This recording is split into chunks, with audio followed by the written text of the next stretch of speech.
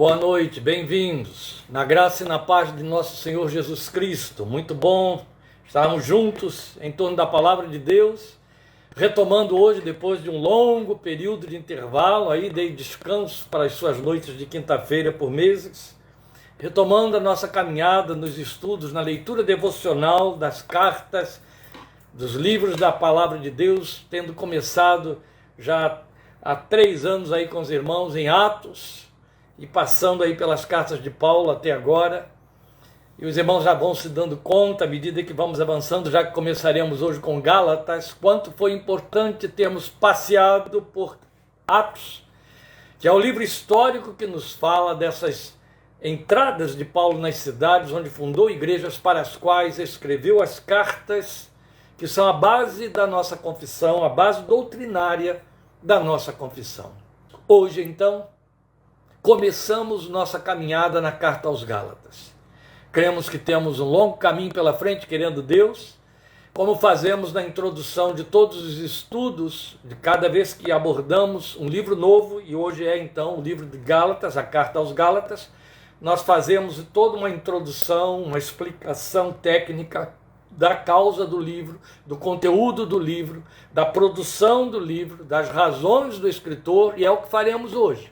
Então hoje nós vamos nos ocupar fazendo uma exposição de toda a articulação da carta, de seu significado, para então posteriormente, provavelmente já na próxima quinta-feira, é o meu desejo, não posso prometer que vamos concluir hoje aqui essa introdução, porque também não quero abusar tanto assim do tempo, como já tantas outras vezes fizemos. Mas hoje nós queremos fazer essa introdução e esperando então entrar no texto da carta já a partir da próxima quinta-feira.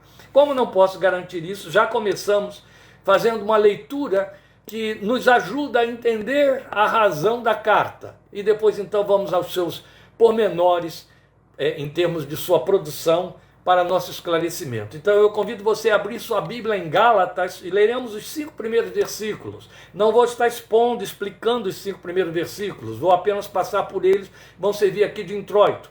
Gálatas 1, de 1 a 5, lendo a palavra de Deus, que diz: Paulo, apóstolo enviado, não da parte de homens, nem por meio de pessoa alguma, mas por Jesus Cristo e por Deus Pai, que o ressuscitou dos mortos, e todos os irmãos que estão comigo.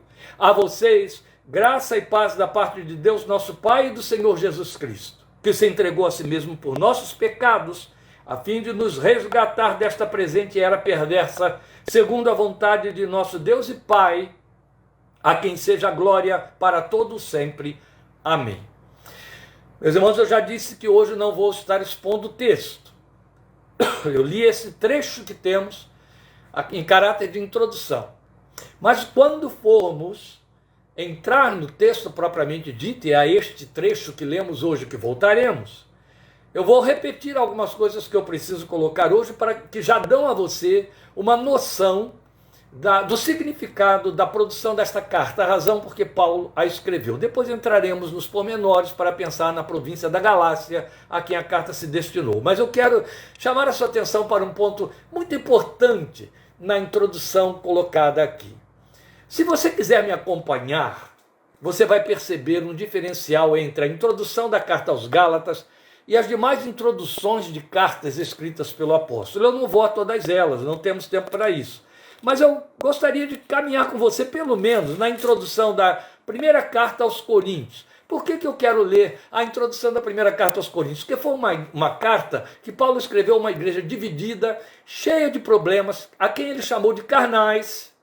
No entanto, ele introduz a carta nestes termos: Paulo, chamado para ser apóstolo de Cristo Jesus pela vontade de Deus, e o irmão Sóstenes, a igreja de Deus que está em Corinto, aos santificados em Cristo Jesus e chamados para serem santos, juntamente com todos os que em toda parte invocam o nome de nosso Senhor Jesus Cristo, Senhor deles e nosso, a vocês, graça e paz da parte de Deus, nosso Pai, e do Senhor Jesus Cristo. Percebem a forma detalhada da introdução? Ele elogia de alguma maneira esses irmãos quando chamam de santos, santificados, chamados. Agora vamos à segunda carta aos Coríntios. Ele escreve mais uma carta e também a introduz.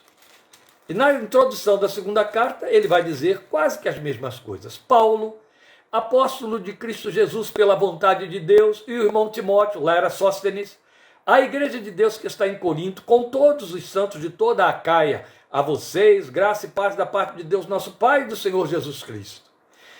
Passe adiante mais um pouquinho e leia comigo, além de Gálatas, a carta seguinte, aquela que estivemos estudando anteriormente, bem anteriormente, a carta aos Efésios. Olha como ele introduz a carta aos Efésios. Paulo, apóstolo de Cristo Jesus, pela vontade de Deus, aos santos e fiéis em Cristo Jesus que estão em Éfeso, a vocês, graça e paz da parte de Deus, nosso Pai e do Senhor Jesus Cristo. E por aí afora, para cada igreja, Filipenses, Tessalonicenses, Colossenses, ele fazia uma introdução carinhosa, uma introdução elogiosa, especialmente aos romanos. Mas observe a forma seca e dura como ele fala na introdução aos crentes da Galácia. E a forma seca e dura, bem contundente, quase agressiva. Totalmente diferente do que aconteceu até agora. Paulo, apóstolo enviado, não da parte de homens, nem por meio de pessoa alguma, mas por Jesus Cristo e por Deus Pai, que o ressuscitou dos mortos, e todos os irmãos que estão comigo. Ele não os elogia, ele não os coloca entre os amados, entre os santificados, e etc. Esta é uma carta dura. É uma carta que ele está escrevendo com peso no seu coração. Por que será? Nós vamos voltar a esse ponto muitas vezes para que você possa perceber o lugar que cabe para nós no estudo desta carta e em nossa confissão. Então eu quero compartilhar primeiramente os pontos fundamentais da carta. Quais igrejas compunham a região da Galácia, que compreende os assuntos da carta que vamos estudar? Ele escreve aos Gálatas. Que eram, onde moravam os Gálatas? Os Gálatas moravam na Galácia. A Galácia era uma região muito grande que compreendia parte da Europa e parte da Ásia.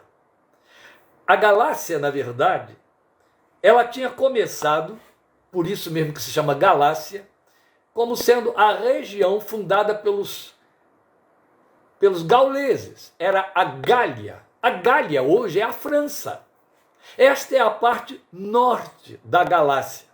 Acontece que já no tempo dos gauleses e dos frígios, a Gália avançou para o sul e entrou aí pelo território da Ásia, e os gauleses desceram ao sul e fundaram várias outras cidades.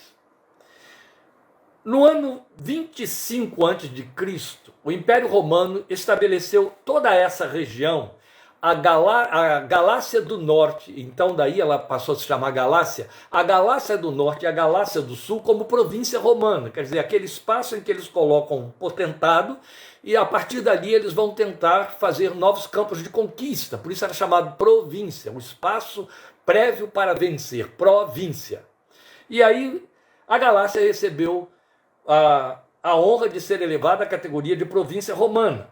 Então tratava-se dessa região da Gália, que seria a parte norte de toda a província. Mas as tribos dos gauleses, então, como eu disse, desceram ao sul e expandiram a região e foram ocupar uma parte da Ásia Menor. A região sul compreendia, entre outras, as cidades conhecidas por nós em Atos de Pisídia, Icônio, Derbe e Listra. Eu disse entre outras. Mas estas são as que são conhecidas entre nós, nossas conhecidas, visitadas por Paulo e a sua comitiva, Paulo e Silas geralmente, e cujo registro nós encontramos em Atos 16:1, 6 e 18:23. Vamos lá em Atos, para que a gente possa ter uma revisão na memória desse momento em que Paulo chega a essa região, tendo saído de Corinto. Observe. Atos 16:1. Chegou a Derbe e depois a Listra, estas são as cidades da Galácia do Sul, onde vivia um discípulo chamado Timóteo. Sua mãe era uma judia convertida e seu pai era grego. Os irmãos de Listra e Icônio davam bom testemunho dele. Agora pulando ao versículo 6. Paulo e seus companheiros viajaram pela região da Frígia e da Galácia, tendo sido impedidos pelo Espírito Santo de pregar a palavra na província da Ásia. Isso é o que sabemos da entrada de Paulo lá. Depois, em capítulo 18 de Atos, Versículo 23, o texto diz: depois de passar algum tempo em Antioquia, Paulo partiu dali e viajou por toda a região da Galácia e da Frígia, fortalecendo todos os discípulos. Foi importante ler aqui 18, 23 de Atos, porque você vai perceber que aqui ele está fazendo um retorno àquela região para fortalecer os discípulos.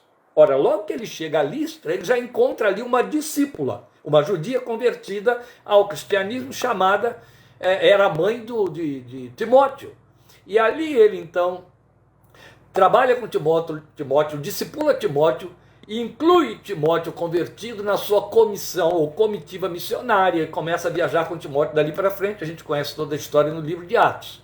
Timóteo, portanto, é natural de Listra, uma cidade da Galácia. Timóteo, então, era da região Frígio-Galácia. Então vale lembrar isso aí para nós.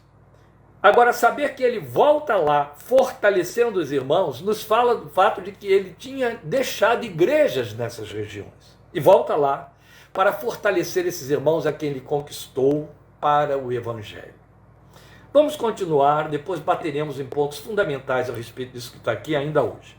Veja bem. Portanto, Pisídia, Icônio, Derbe e Listra são as cidades que o texto bíblico registra como palco das visitas dele, onde com certeza as igrejas foram estabelecidas. E então estas cidades, especialmente, constituíam a região a que a carta se destinava.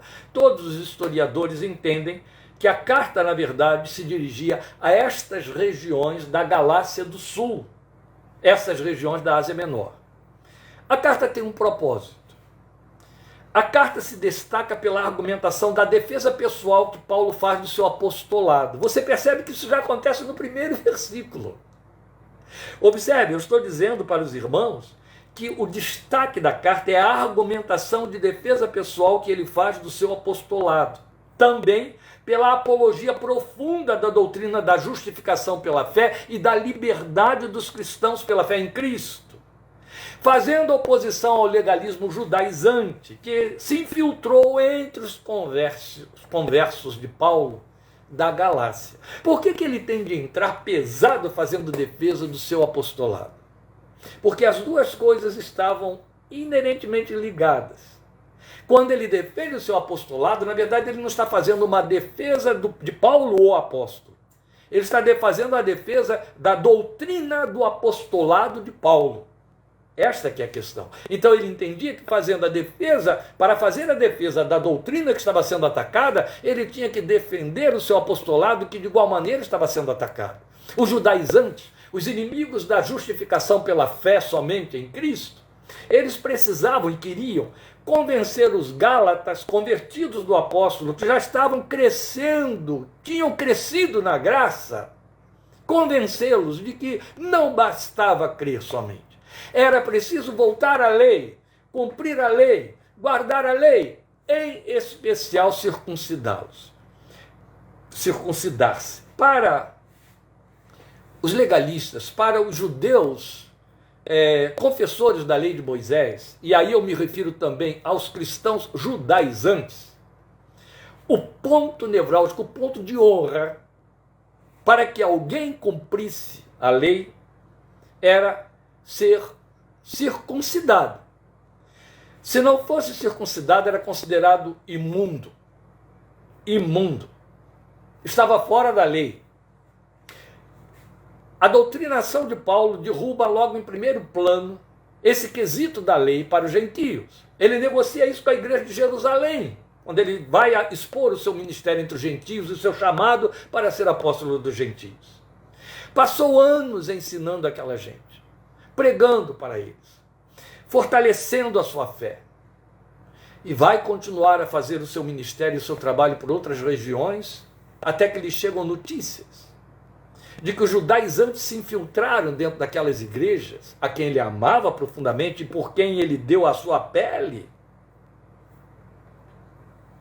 para chamá-los para o judaísmo e dizer a eles que não seriam de fato cristãos e nem estariam salvos se não se deixassem circuncidar. Para poder convencê-los de que a doutrina de Paulo era fraca, eles atacam seus chamados, a veridicidade, a genuinidade do seu apostolado. E aí ele diz que ele então não contava entre os apóstolos, não tinha autoridade apostólica para ensinar aquela doutrina, daí a sua doutrina ser capenga, fraca, incompleta, e eles então estavam entrando com a doutrina completa, para que eles pudessem de fato se regozijar na salvação em Cristo. Estavam dizendo ao mesmo tempo que não só que Paulo estava ensinando um evangelho que estava errado, mas ensinavam um evangelho que estava errado porque ensinavam um evangelho para o qual ele não estava autorizado a pregar. Esse ataque ao apostolado do apóstolo era para derrubar a autoridade do seu ensino, afrouxar as bases a fim de poderem entrar com a sua heresia. Então, quando Paulo toma conhecimento de que os crentes da Galácia estavam se deixando levar por essas falácias, ele vem pesado e faz um ataque com toda a força que tem para defender o seu apostolado, defender a doutrina e exortar aqueles irmãos ao retorno à sobriedade. Essa é a razão porque ele já no primeiro versículo começa dizendo isso. Paulo, apóstolo enviado não da parte de homens, nem por meio de pessoa alguma, mas por Jesus Cristo e por Deus Pai que o ressuscitou dos mortos.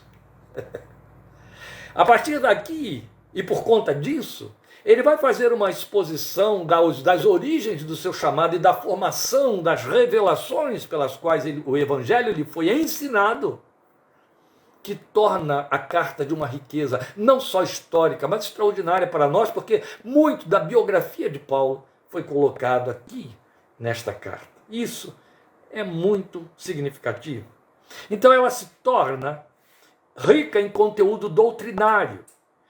Ela precede a carta aos Romanos, porque foi escrita provavelmente em torno dos anos 48 ou 49, ou 48 e 49 depois de Cristo. Então é, por sua proposta, o mais enfático texto de defesa da fé que justifica o homem para a salvação, sem mérito de obras.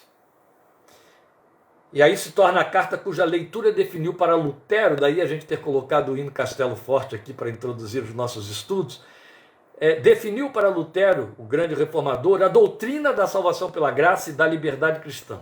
Por isso é considerada a carta magna da confissão reformada. De fato é.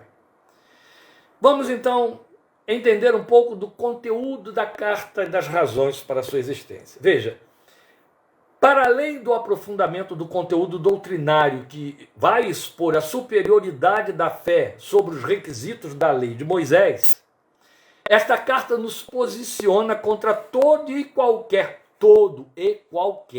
sistema ou dogma que pretendam carregar na proposta de obra meritória para alcançar justificação do pecado perante o Deus Santo e Justo.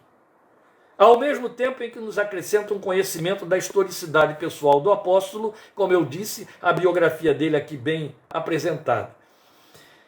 A respeito do conteúdo da carta, um comentarista, Guthrie, comenta: qualquer abordagem do cristianismo que dependa da observância rígida de regras externas como meio de salvação não está em melhores condições do que aquela que os Gálatas corriam o perigo de adotar. Por que é importante a gente considerar isso aqui? Pelo fato de que, mesmo nós, filhos do protestantismo do século XVI, mesmo nós que somos confessores da salvação pela graça, apesar da graça barata, mesmo nós que cremos na justificação pela fé e a ensinamos, temos entre nós grupos inteiros, às vezes denominações inteiras, que resvalam os pés com uma necessidade imperiosamente humana e carnal, e daí totalmente distorcida da verdade, de fazer o que os judaizantes estavam fazendo entre os crentes da Galácia. Hoje nós não temos ninguém pregando por aí que precisamos voltar ao judaísmo, guardar a lei de Moisés, para sermos salvos. Embora algumas facções protestantes, que não estão alinhadas conosco, observem quesitos da lei e impõem isso sobre os seus fiéis, determinando que determinadas partes da lei, especialmente da lei dos 10 mandamentos, tem que ser observada para que a salvação esteja completa. A questão não está no fato de que nós não pregamos mais que as pessoas devam se circuncidar ou cumprir requisitos da lei. Mas no espírito com que isso foi feito, muitos resvalam os pés nos dias de hoje. Por isso a pertinência do estudo desta carta para limpar a nossa confissão, de forma a deixá-la genuína, tal como ensinada e pregada no Evangelho de Cristo, especialmente pelas penas de Paulo, pela pena de Paulo. Porque há aqueles entre nós que agregam valores, que agregam obras, que agregam uma santidade negativa ou uma santidade positiva para se sentirem meritórios diante de Deus. Há aqueles que ainda reservam dentro de si aqueles resquícios de que nós podemos, de alguma forma, produzir alguma coisa que torne-nos agradáveis a Deus e o torne atraído a nós. É um erro abissal, mesmo porque é absolutamente desprovido de verdade. Nós somos aproximados de Deus por obra de Deus, aceitos por Ele, pela graça que recebemos única e exclusivamente pela fé em Cristo Jesus. A palavra enfática, que é o fundamento da nossa confissão, vista em Efésios 2:8, tem de ser a nossa bandeira assumida e vivida todos os dias da nossa vida. Pela graça sois salvos, mediante a fé. Isto é dom de Deus. Não vem de vós. Não vem das obras, para que ninguém se glorie. E obra aqui não significa apenas boas ações. Obra significa méritos. Méritos que procuramos granjear. Não estou falando aqui daqueles que também acabam transformando isso em obra, que procuram a santificação pessoal com a intenção de atrair bênçãos de Deus para si, ou de se sentirem mais próximos. Tudo aquilo que ficar entre nós e Deus, sem ser a exclusividade do sangue de Cristo, é obra.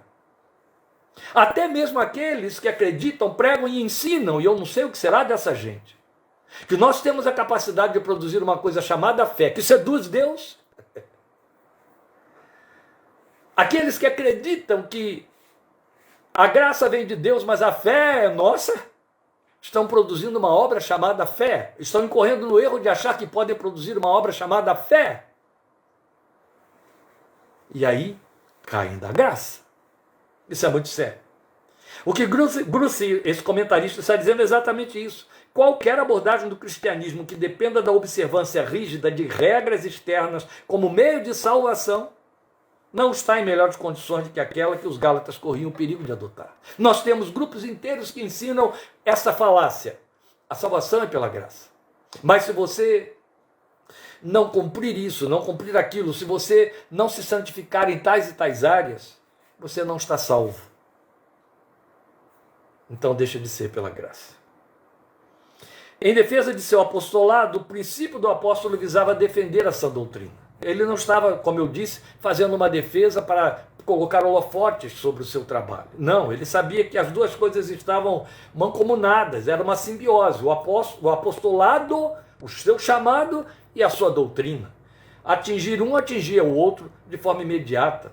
Era totalmente diferente dos judaizantes, que na verdade eles queriam ter domínio sobre o povo, receber vantagens e ganhar dinheiro deles, às custas disso.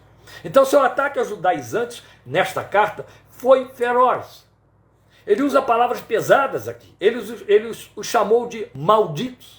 Ele não ofereceu qualquer atenuante para favorecer as influências deles, assim para tentar, como alguém, ou diríamos nós, ou faríamos nós eufemismos para dizer, nós temos que manter a harmonia da cristandade. Então, é que na verdade aqueles irmãos não tinham essa intenção. Não, a intenção deles não é exatamente essa. Estamos entendendo mal. Não, eles não estão usando de má intenção. O desejo deles, entende? Aqueles eufemismos todos que levantamos, fazendo defesa do indefensável, Paulo não usou disso. Ele não ofereceu atenuantes para favorecer as influências daquela gente. Ele os chamou de cães. Ele disse que o evangelho que eles estavam pregando era amaldiçoado, maldito, anátema. Ele mandou os crentes da Galácia amaldiçoarem até a ele mesmo, até um anjo que viesse pregar um evangelho diferente daquele que eles tinham aprendido. Então o que ele estava dizendo é: chame essa gente de malditos, de anátemas, bote-os para fora. Ele foi muito duro e pesado aqui. Ele estava lutando como uma ursa roubada de seus filhos para resgatar os seus filhos de volta, trazê-los de volta para a graça. Ele estava fazendo um ataque a favor daquela gente que estava se deixando levar. Então, tamanho ataque vai se explicar na própria carta como a fúria de um pai que vê toda a obra penosa de sua alma em construir uma confissão digna e verdadeira de seus filhos ser corroída desapiedosamente por gente mal intencionada que ataca visando proveito pessoal. Então ele exorta de forma enfática e intensa os seus conversos. Ele os adverte e apela às suas consciências para o retorno à graça e ao temor de Deus. E ao mesmo tempo, isso aqui é muito bonito, porque é próprio da alma deste servo de Deus, ainda que ele tenha sido tão contundente na sua abordagem, atacando de frente e de forma dura os que estavam se deixando influenciar, então não só os influenciadores, mas os que estavam se deixando influenciar, nesta carta ele abre seu coração. Eu imagino ele chorando quando ele escreve aquelas palavras magnas: meus filhos, por quem de novo sofro as dores de parto, até que Cristo seja formado em vós. É de uma beleza extraordinária, chegaremos lá no momento certo. Mas eu imagino que as lágrimas caíam quando ele escreve isso. Filhos, por quem eu sofro de novo as dores de parto, ou seja, eu estou em trabalhos de parto para gerar vocês outra vez.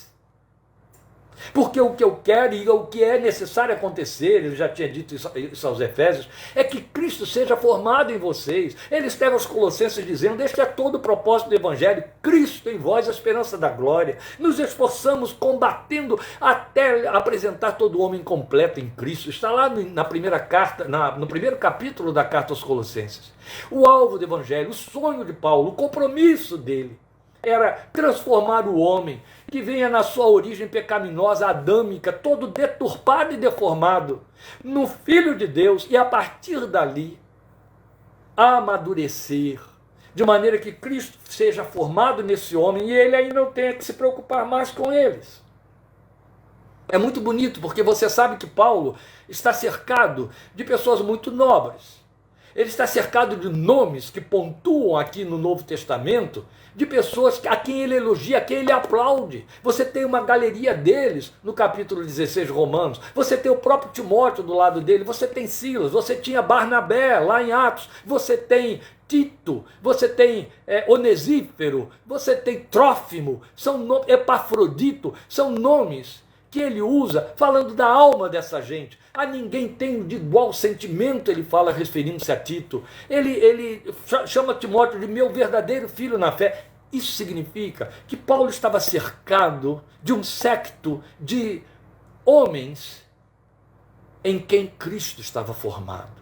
Ele não tinha que se preocupar com eles. Quando ele escreve a Timóteo, quando ele escreve a Tito, quando ele escreve a Filemon, ele não escreve advertindo, repreendendo, dizendo: você perdeu essa posição, retoma aquela outra, como ele está fazendo aqui, escrevendo aos Gálatas.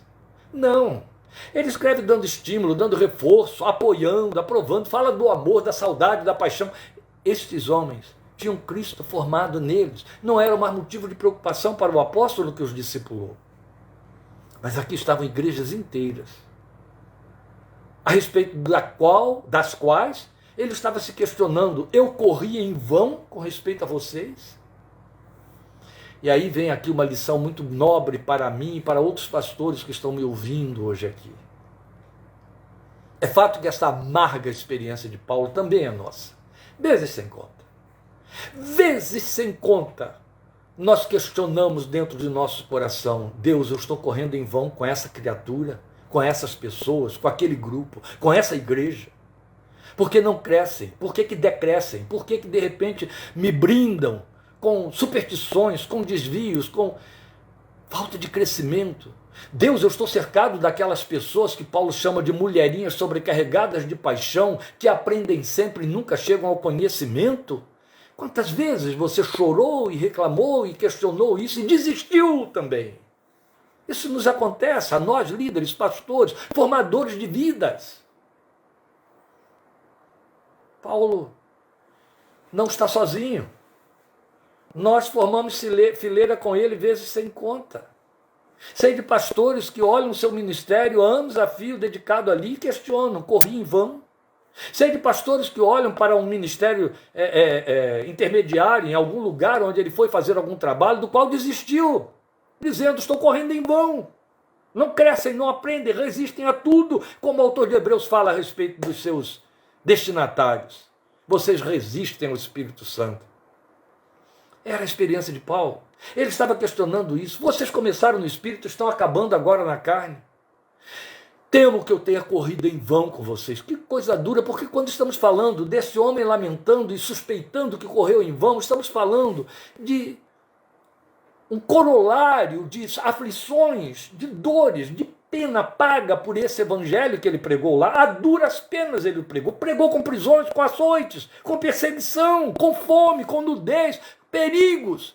Perigos entre falsos irmãos, como ele escreve em 2 Coríntios capítulo 11. O dossiê de Paulo, marcado de dores, sempre foi a nota constante. O currículo vitae, o currículum vitae de seu ministério na formação de discípulos e formação de igrejas, estabelecimento de igrejas. Agora imagine, tendo pago esse preço tão tremendo no serviço para toda aquela gente, de repente ele descobre que alguém entrou lá e levou do roldão todos aqueles anos de ministração, esforço, empenho, alma aberta e exposta. A gente passa por isso. Já passei por isso e ainda continuo passando muitas vezes. Mas há algo que desponta aqui, meus amados irmãos pastores, que me surpreende e que serve de lição para mim, para aprender com este homem de Deus mais uma vez. É quando, tendo dito, será que eu corri em vão? Ele chora por aquelas vidas e diz, eu estou sofrendo de novo dores de parto por vocês, até que Cristo seja formado em vocês. Em outras palavras, ele está dizendo, eu vou gestar vocês outra vez, eu vou fazer tudo de novo. Mas eu não vou desistir de vocês até que Cristo seja formado em vocês. Até que vocês cheguem ao nível de um Timóteo, de um Epafrodito, de um Tito, de um Filemon, de um Silas. Entende? Até que vocês cheguem nesse nível em que eu possa descansar, eu vou sofrer dores de parto outra vez. Mas eu vou gerar vocês outra vez. Aleluia.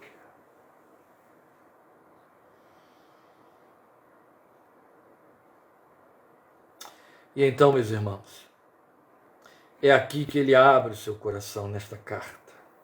Ainda que ele tenha sido tão contundente, ele se expôs, ele falou de seu afeto por eles. Ainda que ele não tenha usado de uma fraseologia caridosa e atraente, que era comum com que ele se dirigia aos seus filhos na fé, pela integridade do Evangelho, mas ele estava lutando por esses filhos, para que eles se tornassem íntegros. Por isso ele se serve de alegorias, de metáforas, para reacender neles a compreensão da única base sustentadora da doutrina da justificação pela fé, que é a revelação da graça de Deus. Então, por isso, ele traz à memória dos Gálatas como ele foi alcançado pelo Evangelho, como foi que se apresentou entre eles, pregando o Evangelho da liberdade em Cristo. Ele não estava se pregando, ele estava mostrando a eles parâmetros, para que eles avaliassem esses parâmetros, entre ele e os seus enganadores, novos mestres. Ele estava apresentando parâmetros para que eles avaliassem o parâmetro entre ele, o discipulador, e eles, na resposta que deram a esse discipulado. O preço que foi pago. Então, a um só tempo, nós vemos nesta carta um Paulo afetuoso e um Paulo zeloso, lutando por resgatar os que se haviam desviado, porque eles estavam apostatando da graça. Então, o estudo do conteúdo da carta vai nos abrir o conhecimento do profundo comprometimento de nossa confissão a Cristo como único e suficiente meio de nossa redenção para Deus Pai. Não se iluda. Temos vivido um tempo de tanta confusão na confissão evangélica. Além do fato de que concorremos com a graça barata, daqueles que pregam aquilo que Bonhoeffer atacou tanto, dizendo: está tudo no pacote da graça, não importa como eu viva, como eu faça. Confundem liberdade com libertinagem. E Paulo aqui fala muito da liberdade.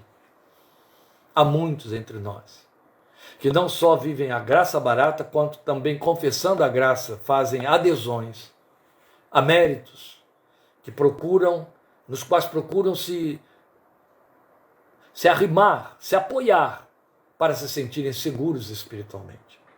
A carta aos Gálatas nos mostra que só a graça e só Jesus, por meio da graça, só Ele é o suficiente para nos tornar salvos e justificados diante de Deus pela fé. Cristo somente, como foi apresentado como o único intermediário, o único mediador entre nós e Deus. Nada que possamos oferecer de nós mesmos, como muito bem sempre cantaram os hinos da nossa histórica hinologia de mais de 200 anos de evangelho no Brasil, de quase 200 anos de evangelho no Brasil.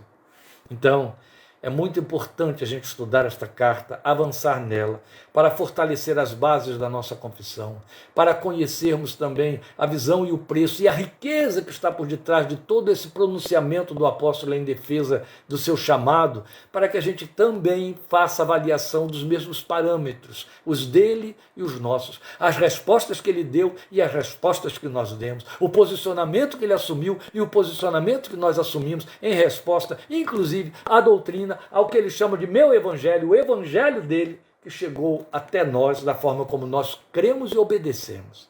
Então é muito importante estudar a carta aos Gálatas. Insisto em sugerir aos irmãos que leiam a carta toda, leiam os 6 capítulos. Se você não tiver espaço e nem tem fôlego para fazer leitura extensa dos 6 capítulos, leia 2 de uma vez, 3 de uma vez, mas leia os 6 capítulos e vá avançando para que você possa estar bem inteirado do conteúdo da carta, porque você sabe, você que tem me acompanhado aqui nos estudos das minutas, você sabe muito bem que eu faço várias alusões e referências ao texto, às vezes sem citar capítulo e versículo, porque creio que você conhece o texto que eu estou citando uma vez que o leu. E isso é muito importante para quem está de fato debruçado sobre um texto para estudá-lo.